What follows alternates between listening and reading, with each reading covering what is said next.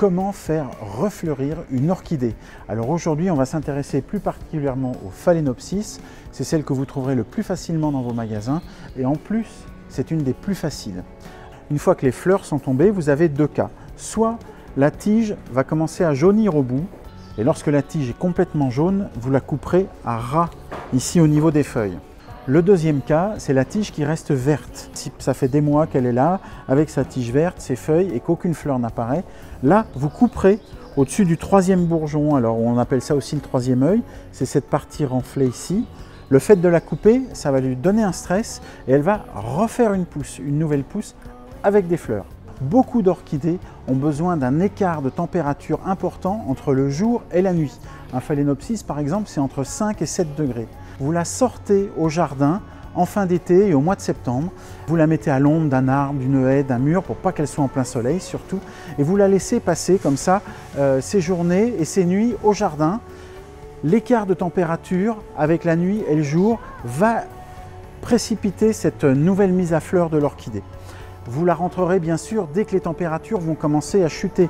C'est-à-dire surtout ne la laissez pas exposée à une température nocturne inférieure à 13 degrés. Parce qu'il arrive souvent que les boutons qu'on voit ici, certains ne s'ouvrent pas et tout. Ça peut venir d'une température qui n'est pas suffisante. Ce qui serait idéal, c'est quand elle est en fleur, c'est de lui assurer une température au minimum de 18 degrés tout le temps, constante. Parce que ça va l'aider vraiment à épanouir ses fleurs et il y en aura beaucoup plus. C'est des plantes qui poussent dans des forêts équatoriales et tropicales. Elles ont donc une très forte luminosité et le soleil est filtré par les branches et les feuilles des grands arbres. Donc placez-les le plus près possible d'une fenêtre, surtout en hiver. Et par contre, au printemps et en été, éloignez-les un tout petit peu pour pas que le soleil tape sur les vitres. En plus, ça fait loupe et ça viendra brûler les feuilles.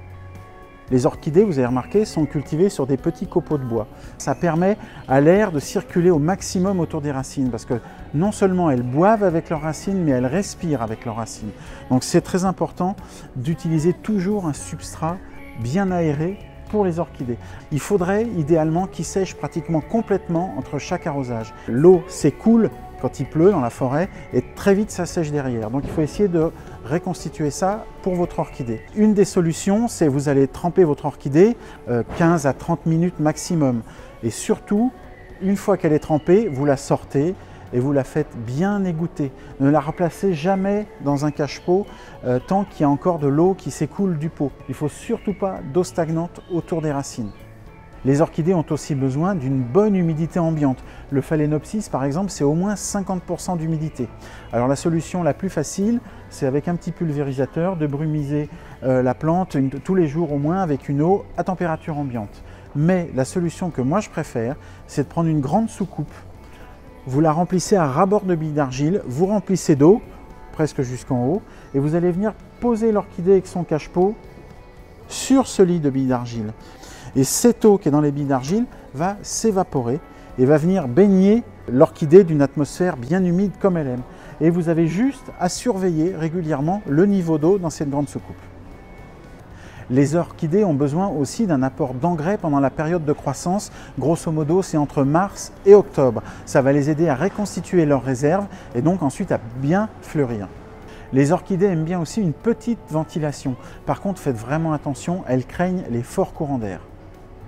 Et puis, de temps en temps, elles ont besoin d'un rempotage. Le rempotage, en général, c'est tous les 2-3 ans. Là, j'en ai une qui a vraiment besoin d'être rempotée, qu'une amie m'a confiée. On voit qu'elle a vraiment besoin. Alors ça, je m'en aperçois à deux choses. D'abord, il y a beaucoup de racines qui sortent du pot. Et puis, le substrat commence à pourrir. Vous voyez, on voit qu'il commence à blanchir et à se casser quand on le frotte dans les doigts. Donc là, il va être temps de le faire. Il y a donc une vidéo spécifique qui vous explique le rempotage. Sur celle-ci, j'ai juste un petit problème.